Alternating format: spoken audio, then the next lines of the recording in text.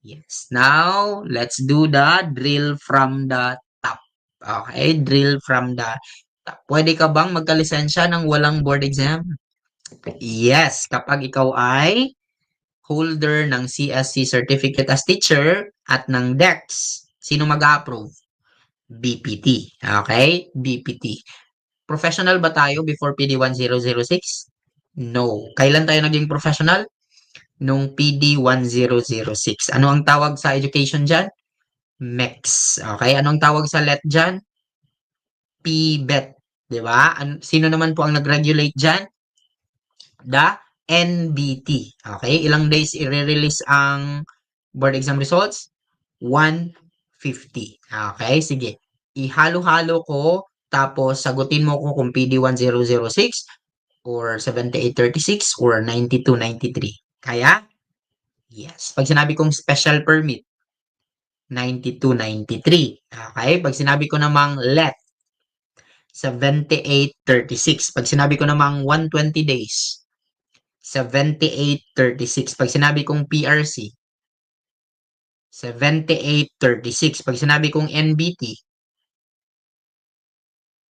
PD 1006. Pag sinabi kong walang revocation clause, PD 1006. Pag sinabi ko namang DEX, 7836. Pag sinabi ko namang 70 ang passing, that's PD 1006. Pag sinabi kong reciprocity agreement,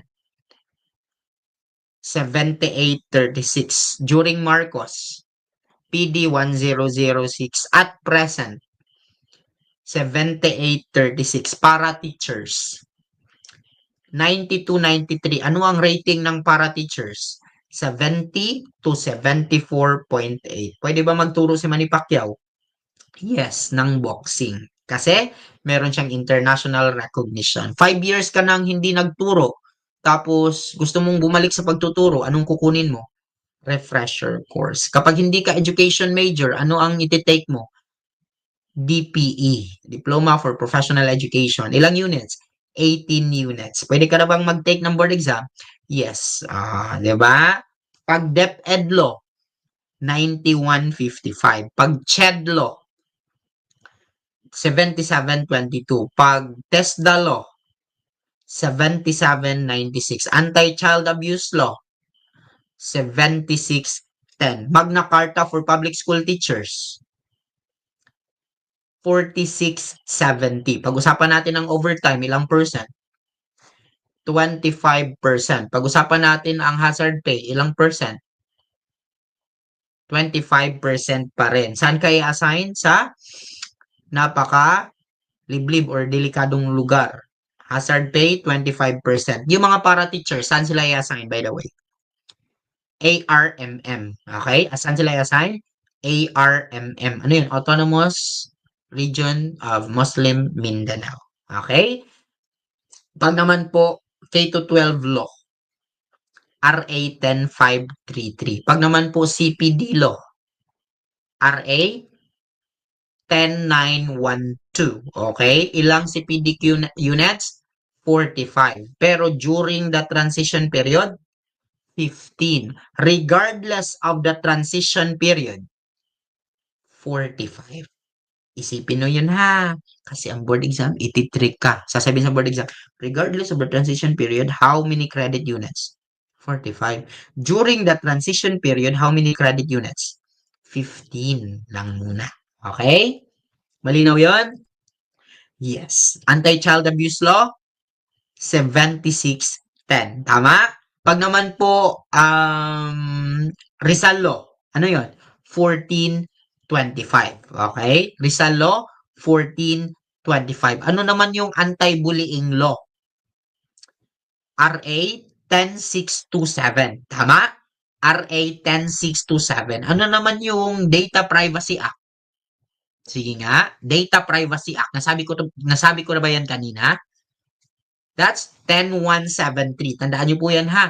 Data Privacy Act, 10173. Okay? Pag naman po Anti-Cybercrime Law, 10175. Okay? 10175. Pag naman po RA 7877. Ano yun? RA 7877. Anti-sexual harassment. Again, anti-sexual harassment. RA 10157. RA 10157. Kindergarten law. Saan galing ang kindergarten? Germany. Sino ang father of kindergarten? Froebel. Ano ang importance ng kindergarten sa kanya? Play. Again, ano yon? Play. Ang teaching ba ay profession? Yes. Bakit? College degree at may CPD. Okay? College degree at may CPD. Ano pa yung isa? Code of Ethics. Okay? Profession. Pwede kang bayaran kasi profession. Tama? Yes or no? Yes. Pwede kang bayaran kasi profession. Okay? Pag naman po calling mo maging teacher, vocation. Pag naman po mission mo ang teacher, that's you are assigned to something na important task. Okay? Teaching as a mission. Okay? Again, ano yung two elements ng ating profession? Competence, content, knowledge, and pedagogy. Ano yung isa? Code of ethics. Okay? Pag-usapan natin ang ethics ng isang professional teacher. Saan implicit ang ating code of ethics? Ibig sabihin, not plainly siyang sinabi. Sa tertiary level. Ano ang covered lang talaga niya? Pre-elem, elementary, secondary, textbook teachers, no? Lahat na maliban, implicit to tertiary level. Okay, ano yung code of ethics natin? PRC Board Resolution 435. Very good. Pag sinabi naman natin nurseries of the state, school, heart of the formal educational system, school, center of the curriculum, learner. Tandaan niyo po yan ha, learner. Ang teachers, ano tayo? We are the trustee of the what? The cultural and educational heritage. Again, we are the trustee of cultural and educational heritage. Okay? Sa community natin, ano tayo? Asset ng community. Okay? And we should treat the teaching profession as the what? We define it as the noblest profession. Everybody say, noblest profession. Okay? So, dahil noblest siya, ikaw ay role model. Tama, mali? Tama. Kapag na-inlove ka sa estudyante mo, pwede ba kayo maglandian sa plaza? Hindi. Pwede bang ma-inlove sa estudyante? Pwede. Kapag 18-year-old and above. Okay?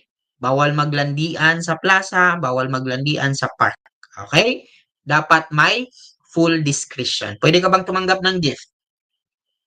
Gift. Pwede hindi.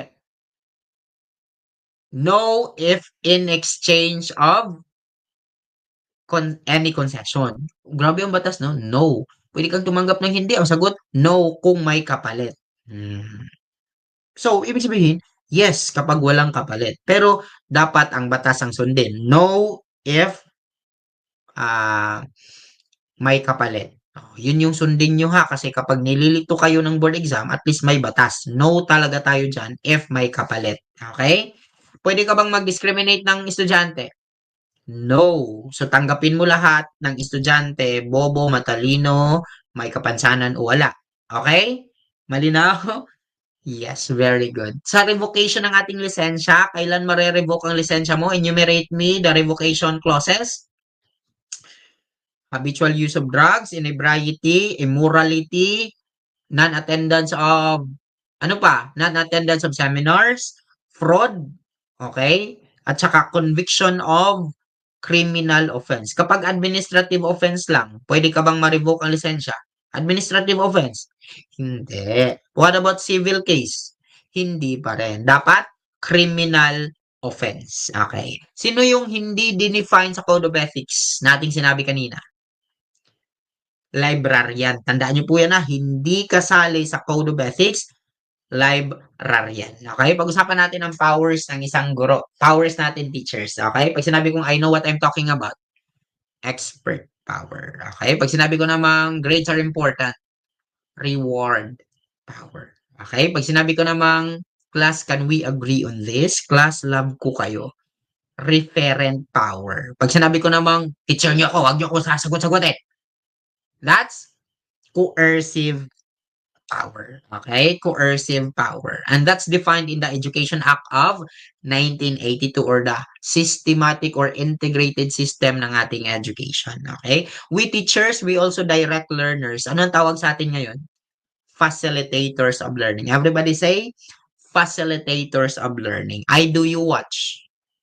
Modeling. Okay? What about you do it alone?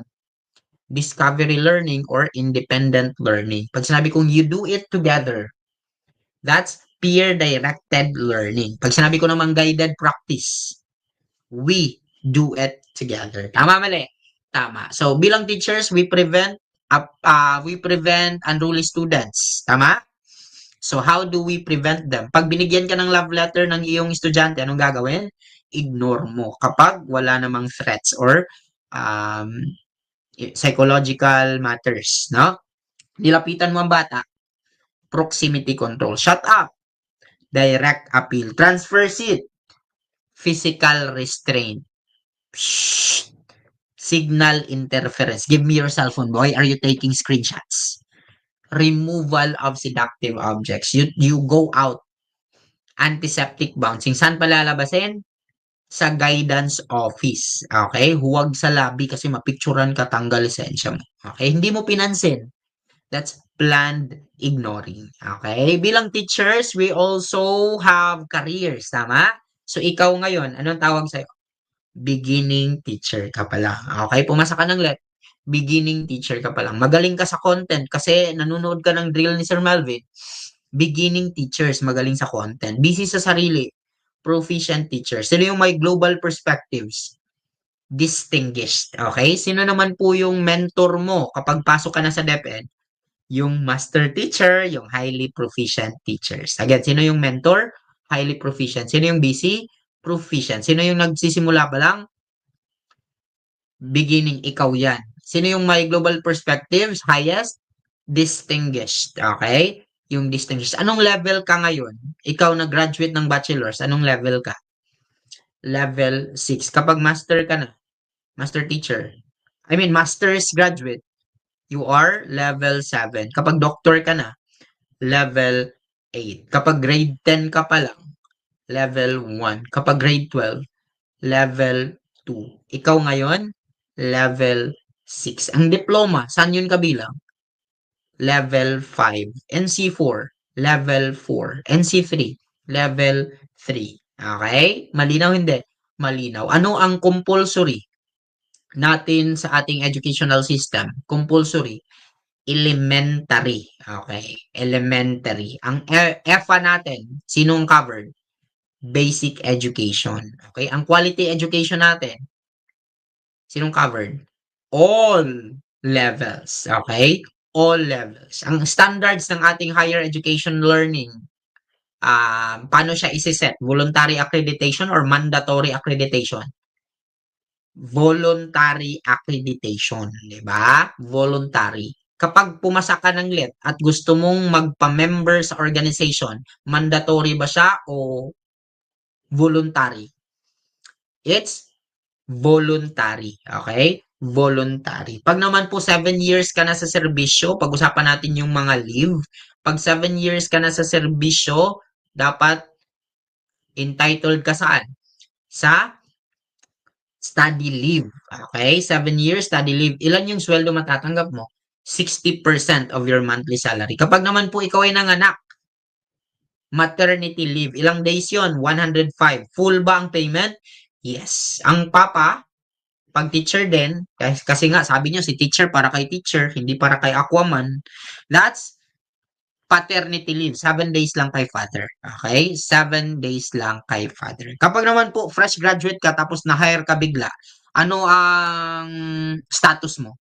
Probationary. Okay? Probationary, not less than 1 year. Pero ngayon, wala nang exigencies of service. Bakit? Marami nang pumapasa ng let. No? Marami na tayong nakapila na dapat mauna na makapasok. Diba? So, bakit ang K-12 natin, nakapasok yung mga walang lisensyang mga BS Ed graduates? Kasi nga po, kailangan. No? Nag-full implementation kasi tayo noong 2017, kaya nagkakaroon po ng vacancies. Kaya nakapasok sila. Pero dapat, maipasa nila ang board exam nila in how many years? 5 years para magiging ano sila, magiging permanent sila. Tama, mali? Tama. Papasa ba? Yes. Nasabayan mo ba yon? Yes. Ayan. Naalala mo ba lahat? O, di ba? Gumaling ka. Unang session pa lang, nakakasabay ka na. Ayan. Oh, sir, paano napasok sa utak mo yun lahat? Pang-sampung season na po ni Sir Melvin ito ha. So, wag ka nang magtanong kung bakit naipasok ko yun lahat, no? Kasi nga po kahit hindi na po tayo maggamit ng PowerPoint, pwede nating ituro lahat yon pero kailangan nyo po ng visual, no? Kaya magpapakita pa rin po ako on my end sa akin po mga sinasabi. Some lang naman kasi ang iba sa inyo naka-headset lang, nakikinig lang sa akin. Okay? So, that's it, no? That's mastery and you have to attain it too. Okay? Kailangan sabayan mo yun, ulitin mo ang video, at kapag nasabayan mo na, trust your brain na ipapa-remind ka niyan during the board examination. Okay? Sige. So again, papasa ba? Unang session natin, tapos na, papasa ba? Yes. Kaya bang itap ang board exam?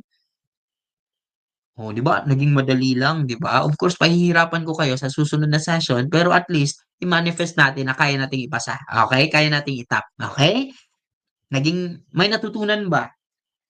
Ayan. May natutunan ba? Paki-comment naman po. Let me see the comment section.